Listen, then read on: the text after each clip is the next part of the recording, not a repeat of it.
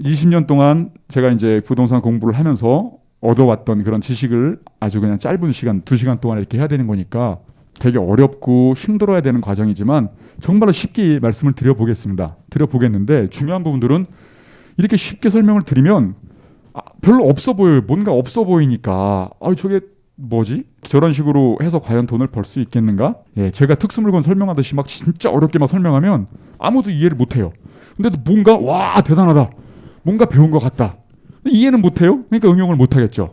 그런 게 참 문제거든요. 진짜로 뭔가를 깨닫고 뭔가를 가지고 이제 내 거가 된 사람이라고 한다 그러면 정말로 쉽게 설명을 할 줄 알아야 되고 근데 아쉬운 게 그렇게 쉽게 설명하면 뭔가 없는 게 아닌가. 예, 저런 건 나도 할 수 있겠지. 그렇게도 생각하실 텐데 절대로 그렇게 생각하지 마시고 부동산에서 돈을 버는 거는 정말로 쉬워요. 여러분들 진짜 이 2시간 동안 하는 얘기들을 그냥 아무런 의심 없이 무슨 뭐 약장수 같습니다만은 그냥 아무런 의심 없이 그냥 믿고 따라야겠다라고만 생각하시면 여러분들 노후 걱정은 없으셔도 될 거예요.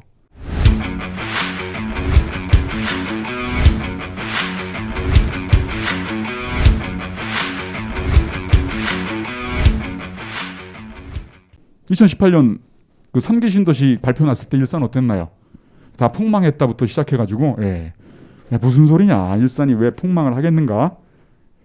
뭐 그 블로그에 제가 일산이 절대 떨어질 수 없는 7가지 이유 그래가지고 2018년에 바로 유튜브 방송도 하고 이렇게 올렸죠.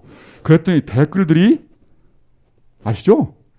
어떤 식의 댓글들이 붙었을 건지 그죠? 당시에는 이거 일산이 오른다라고 얘기하게 되면 그냥 죽는 분위기였거든요. 저놈 나쁜 놈 이렇게 하면서 저는 살해 협박까지 당했습니다. 저 변호사가 인기를 좀 끌어보려고 말도 안 되는 소리 하네. 아유 죽여버리고 싶네. 이런 댓글들. 그러니까 말도 안 되는 그런 군중이 심리들 때문에 그렇게 해요. 그때 저희들은 당연히 이제 경쟁도 되게 작고 일산 다 죽어간다고 신문 나고 있으니까 오히려 고마웠죠. 그래서 일산이 기본적으로 주력 평수는 중대형 평수다. 그러니까 지금 다른 데 같은 경우에는 30평 이하들 이런 것들이 유력하겠지만 큰 수익을 얻으려면 중대형 평수 위주로 하고 살짝 법적인 하자가 있는 걸 들어가 보자 라고 해가지고 그때 4억 몇천만 원에 받았던 것들 좀 이따 이제 제가 설명을 드리겠습니다만은 그런 것들이 지금 11억 12억 해요. 1년 안에요. 이게 불가능한 얘기잖아요. 여러분들한테는요. 근데 일산 중대형 평수가 뜬다는 확신 당연히 사이클의 흐름들과 이런 것들을 알고 있으면 되거든요. 자신 있게. 전문가들이 뭐라고 하든 간에 사람들이 죽이네 살리네 뭐라고 하든 간에. 근데 여러분들은 그게 힘들 거예요. 전문가도 여러분들이 아닐 뿐만 아니라 누군가가 죽이네 살리네 하고 있으면 저 사람이 나를 죽일 정도 저거에 자신 있나 보다. 그러니까 일산은 진짜 폭망하나 보다. 이런 느낌들이 있을 거잖아요. 가볍게 웃어주질 못하지 않습니까? 그래서 공부가 필요한 것들이거든요. 정보는 정말 많지만 유튜브에 정보도 정말 많죠. 끝없이 올라간다. 끝없이 떨어진다. 끝없이 떨어지는 사람들은 지금 2015년부터 말고 닳도록 다 틀린 거잖아요. 계속. 끝없이 올라왔으니까. 근데도 끝없이 나와요. 그렇죠? 그런 사람들은 살해 협박을 안 받아요. 왜냐하면 떨어지는 게 좋으니까요. 이 부동산 전망이나 진단 이런 것들은 정치적인 관점으로 할 것들이 아닌 거지 않습니까? 사실 이게 사회과학이고 하니까 과학적으로 이게 오를 것인가 내릴 것인가를 판단하는 것들이지 떨어졌으면 좋겠다라는 이유로 앞으로 떨어질 것이다라고 말을 하는 거는 전망도 뭣도 아니고 사람들한테 큰 상처를 주는 거겠죠. 우리나라에서는 분명하게 이렇게 사이클이 있다. 이 부분들에 대한 결론을 내기 위해서 제가 초창기 때에 정말로 많은 공부를 했거든요. 해외 부동산부터 해가지고 뭐 책은 정말 많이 쌓아놓고 공부를 하고 사례가 되게 중요하니까 구글부터 해서 사이클이 있다는 것만 알면 공부할 게 더 이상 없거든요. 그냥 그것만 믿을 수 있으면요. 상승기 때는 계속 무슨 정부가 뭐를 강요를 해도 그 사이클의 그 추세적인 상승의 흐름을 믿고 가보자.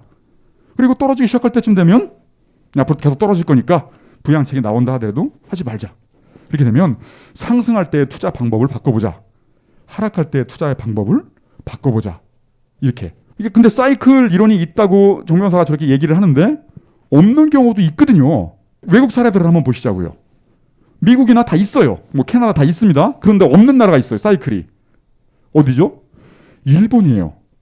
일본은 사이클이 있으면 왔다 갔다 해야 되는데 걔네들은 지금 잃어버린 30년, 35년째 지금 저러고 있단 말입니다. 앞으로 더 저럴 것 같아요. 이 올림픽 하는 거 보니까 다른 거 다 떠나서 복잡한 이론을 다 떠나가지고 사이클이 있다는 이론만 알게 되면 상승계 초반에 잡아가지고 계속 갖고 있다가 떨어질 것 같은다 분위기가. 그것도 또 짧은 시간이 아니라 그랬죠. 계속 뭐 4, 5년 정도는 가니까 최소한. 그렇게 해가지고 5년 후에 팔았어요. 그래서 한 뭐 1억에 사가지고 10억 정도 차이 했다고 치자고요. 1억에 샀다는 말은 대출 끼고 샀다는 거니까 1억짜리 샀다는 말은 아니겠죠. 그렇게 차익이 10억이 났어요. 근데 그걸 10개 갖고 줬어요. 그럼 100억이 된 거잖아요. 사이클의 굵은 줄기만 알고 있다고 한다 그러면 투자하는 데는 전혀 지장이 없다는 거예요. 우리나라에는 전세라는 제도가 있어가지고 말하고 닳도록 떨어질 수가 없죠. 예, 올라가다가 사람들이 집을 안 사게 되면 그만큼의 수요들이 다 전세로 돌아서잖아요. 그렇게 되면 전세 수요가 많아지니까 전세가가 뛰겠죠. 계속 뛰고 있는 상태니까 매매가가 전세가보다 떨어질 수는 없잖아요. 이런 과학적이고 수학적인 이론들 때문에 우리나라에는 은연중에 이상하게도 사이클이 분명하다. 생각보다 더 분명하다. 이런 느낌들. 이렇게 되면 다 게임 끝난 거잖아요. 자, 요번 사이클은 실패했다. 이생진망 그랬지 않습니까? 저기 누가 이생진망 무슨 뜻인지 아시나요? 이번 생에 집 사기는 망했다. 뭐 글렀다. 이런 얘기잖아요. 그게 아니죠. 예, 이사진망이겠죠. 이번 사이클에 집 사기는 망했다. 그렇지만 다음 사이클 때에는 최저점에 사가지고 최고점까지 오르는 거를 누릴 수가 있겠구나. 왜냐하면 나는 사이클 신봉자가 됐으니까요. 그러면 이게 과연 현실일 것인가? 그냥 간단한 그래프로 그냥 시중에 나와 있는 그래프를 그냥 하나 가져와 봤어요. 이게 1986년부터 2016년까지의 매매 그래프예요. 매매가 그래프예요. 이 빨간색이 서울이에요. 우리 서울만 보시자고 일단요. 올라가다가 그죠? 올라가다가 이 정도가 쭉쭉쭉쭉 생각보다 많이 떨어지진 않죠. 하락해서. 그리고 엄청나게 또 올라가요. 이게 2014년 노무현 대통령이 그 노무현 대통령 시절에 이제 그 1년 동안 정책이었던 시간인데 이렇게 있다가 쭉쭉쭉 이렇게 올라가요. 전반적으로 봤을 때는 아 이거 잠깐 거래 절벽이었지만 상승의 힘 때문에 다시 올라가는구나. 근데 여러분들은 요거에 천착을 하는 거예요. 보시면 이때 되니까 또 신문기사들이 막 쏟아내겠죠. 야 이제 규제가 너무 세졌으니까 이제 끝났다. 이렇게 되니까 여러분들은 객관적인 사이클의 이론이니 뭐니 이런 것이 떠나서 진짜 끝났나 보다. 이거 다 팔아치우고 이렇게 되는 거겠죠. 그죠? 그렇지만 상승의 힘들이 그렇게 쉽게 꺾이지는 않는다.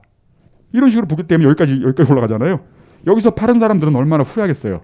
게다가 또 여기 사가지고 여기서 팔고 이런 사람들은 완전 실패한 케이스잖아요. 그러니까 이렇게. 그리고 지금은 이게 2017년까지니까 지금 어떻게 됐어요? 여기까지 쭉쭉쭉 계속 올라갔겠죠?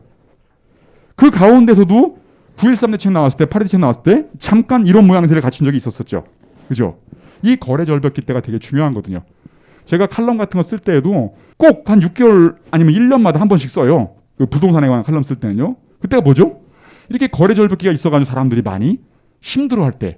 제가 옛날에 이 유튜브 하기 전에 팟캐스트 같은 걸 했었었는데 그 이문세의 별이 빛나는 밤에 음악 깔아놓고 그냥 단순하게 정보 주는 방송이 아니라 뭐 좋은 말도 좀 해주고 그렇게 하겠다는 방송으로 만들기 위해서 뭐 시그널 음악도 깔고 뭐 재밌는 법정 스님의 말씀도 해주고 그랬던 적이 있거든요. 그때 이제 한참 했던 얘기가 그런 얘기예요. 여러분들 저 오늘 또 외롭게 또 혼자 상승을 외치고 있는데 걱정하지 마셔라. 지금 되게 힘들어도 그거를 6개월 동안 방송을 했었습니다. 6개월 동안 길어진 적이 있었지 않습니까? 하락기가. 예. 근데 이런 게 분명한 것들이 뭐 때문일까? 뭐 때문이라고요? 예. 전세가 때문이다. 예. 우리나라 전세. 다른 물론 이유도 있습니다. 예, 그렇습니다만은 가장 큰 줄기는 전세가다. 전세가 유래 흐름을 보게 되면 거의 이거랑 비슷해요. 이거랑. 그렇지만 그 시점이 좀 틀려요. 그래서 전세가 유래 변동 시점만 가지고 하락기를 전망하거나 이렇게 할 수는 없을 것 같아요. 근데 이게 올라갔다 내려갔다 하는 것들 그 시점만 0점 조절을 해주면 거의 유사하거든요. 그래서 예민한 것들 그런 것들은 전문가인 저희한테 맡겨두고 굵은 줄기로 아직은 떨어질 때가 되지 않았구나. 그냥 상식적으로 그렇게 한번 생각해 보세요. 매매가 대비 전세가가 지금 55%대 이 정도란 말입니다. 예, 그런데 45%만 내가 있으면 집을 살 수 있구나. 아주 무리한 돈은 아니죠. 왜냐하면 지금 전세가 보통 60%를 내 돈으로 전세를 살고 있는 사람들이 대출을 지금 40% 50% 받을 수 있잖아요. 대출을 받으면 전세 보증금 끼고 집을 살 수 있는 수준이지 않습니까? 그래서 가장 크게 제가 우리 이제 그 아너스 클럽이나 이렇게 저기한테 얘기를 할 때에 뭐라고 얘기를 하냐면 마지막 불꽃이 굉장히 화려하다. 지금은 어떻게 보면 끝물이기 때문에 여러분들은 그리고 또 투자 환경도 안 좋지 않습니까? 돈 벌어봐야 세금으로 당하고 뭐 대출도 안 되고 그런데 지금도 투자를 멈추지 않아야 되는 게 뭐냐면 마지막 불꽃이 제일 화려할 것이다.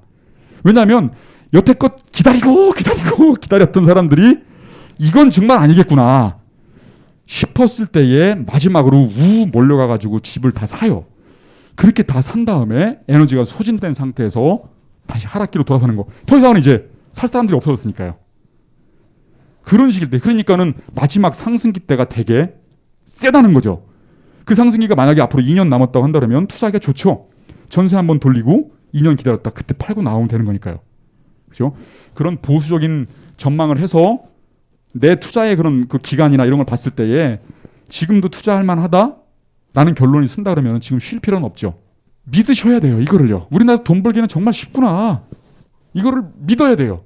근데 여러분들이 안 믿어요. 안 믿는 증거가 뭐냐면 이 사이클이 계속 유지가 되고 있다는 거예요. 여러분들이 안 믿는다는 게. 이게 무슨 말씀이겠어요? 여러분이 다 믿어가지고 상승기 초반에 막 사고 하락해서 저는 막 팔고 이렇게 되면 사이클이 있을 수가 없겠죠. 그때는 또 다른 사이클이 생기겠죠. 그렇죠? 그런데도 불구하고 저 같은 얘기를 노무현 대통령 시절에도 했을 것이고 그 전에 노태우 대통령 시절에도 했을 것이고 80년대도 했을 것이고 했을 땐 사람들은 안 믿는 거죠. 하락기 때 투자하면 안 된다라고 알고 계시잖아요. 그죠? 예, 그런데 하락기 때 오히려 투자를 해야겠구나. 투자의 방법을 바꿔야겠구나. 예, 이럴 때 상승기 때에는 어떤 식의 투자를 하는 게 바람직할까? 시세 차익형 투자를 할 것인가? 임대 수익형으로 할 것인가? 종부세가 무서워서 다 투자 못하겠다. 종부세가 한 200만 원 나오는 것 같아요. 한 채 더 잡으면. 근데 이걸 그 무피나 풀피로 투자해가지고 한 2년 있으면 3, 4천만 원 오를 것 같아요. 작은 규모의 아파트니까. 그런데 종부세가 무서워서 못 투자하겠다라는 말은 제가 뭐라고 설명을 이분은 어디서부터 설명을 드려야 될까? 그런 것들 정도는 여러분들이 좀 깨우쳐야 되지 않을까 싶어요. 그래서 지금 보시다시피 우리나라는 분명한 사이클들이 있고 이런 거니까 그러면 한번 센스 있는 분들은 이 정점까지 얼마나 남았는지 잘 모르겠지만 일단은 그러면 지금 투자는 하겠습니다라고 하고 그러면 그게 끝나가지고 이제 하락기로 돌아서게 되면 그때 됐을 때에는 이렇게 이제 막 떨어져요. 이렇게 막 쭉쭉쭉쭉 이렇게. 이럴 때는 어떻게 될까요? 그리고 이럴 때도 또 언제 투자를 시작하면 좋을까요? 그런 부분들도 한 번쯤은 머릿속으로 한번 상상을 좀 한번 해보는 게 좋겠죠.